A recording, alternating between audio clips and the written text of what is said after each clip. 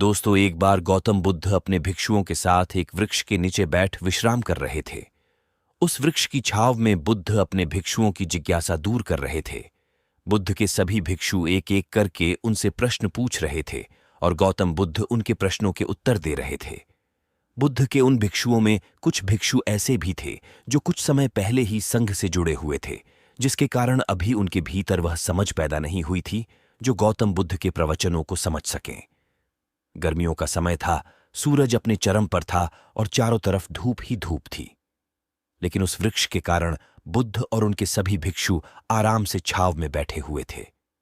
इतने में ही गौतम बुद्ध के एक भिक्षु की नजर एक बूढ़े व्यक्ति पर पड़ती है जो उस वृक्ष के पास से ही गुजर रहा था।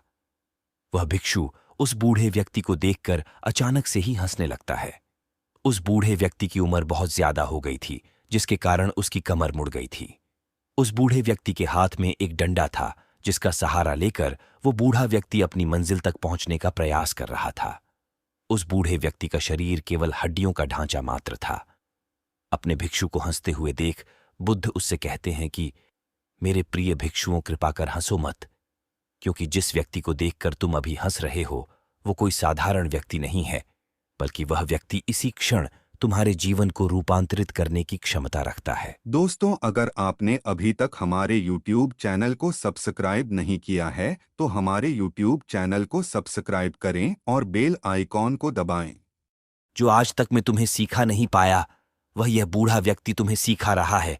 इसके द्वारा दी गई सीख को बेकार ना करो। बुद्ध की ये बात सुनकर वह भिक्षु बुद्ध से कहता है कि मुझे क्षमा करे बुद्ध, पर मुझे ये समझ नहीं आ रहा है कि जो एक बूढ़ा व्यक्ति जो खुद अपने शरीर और अपनी मारियों से लाचार है वो मुझे क्या सिखा सकता है।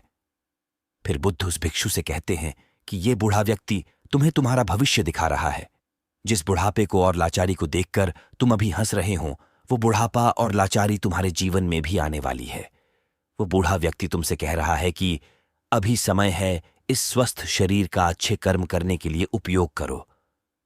अगर तुम्हारा ये स्वस्थ शरीर तुम्हारे हाथ से निकल गया तो फिर से वापस नहीं आएगा, और अभी तुम्हारा ये शरीर सही से काम कर रहा है, जैसे कि तुम्हारे हाथ, पैर, आंख, कान और ये सभी चीजें सही से काम कर रही है। क्या यह छोटी बात और क्या तुम इसे मामूली सी बात समझ रहे हो? यह घटना कोई साधारण घटना नहीं थी जो अभी तुम्हारे साथ घटी, और यह घटना तुम्हारे जीवन को बदलने की क्षमता रखती है। ठीक इसी तरह की घटना ने मेरा जीवन बदला था, और इस तरह की घटना के कारण ही मैं आज बुद्ध हूं। फिर वह भिक्षु बुद्ध से कहता है कि क्षमा करें बुद्ध, परंतु मेरे मन में यह विचार ही नहीं आया कि मैं उस बूढ़े व्यक्ति से कुछ सीख सकता हूं। उसे देखकर केवल मुझे हंसी आ गई। ऐसा इसीलिए हुआ क्योंकि तुम्हें अपने भीतर कहीं ना ही लगता है कि जिस स्थिति में आज वो बूढ़ा व्यक्ति है उस स्थिति में तुम कभी नहीं आओगे। जिस बुढ़ापे का और लाचारी का सामना आज वो बूढ़ा व्यक्ति कर रहा है, तुम्हें लगता है कि उसका सामना तुम कभी नहीं करोगे, इसीलिए तुम उस बूढ़े व्यक्ति को देखकर हंस पाए। तुमने सच्चाई को नजरअंदाज कर दिया।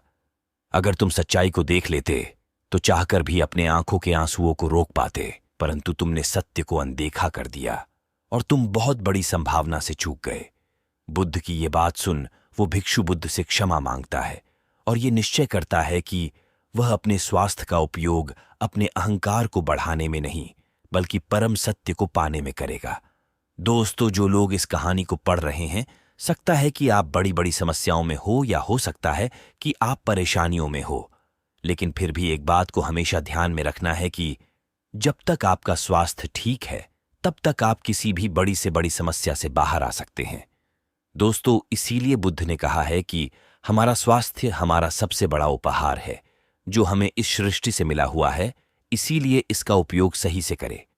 दोस्तों, आपको यह गौतम बुद्ध की शिक्षाप्रद कहानी कैसी लगी, कृपया हमें नीचे कमेंट बॉक्स में कमेंट करके जरूर बताएं।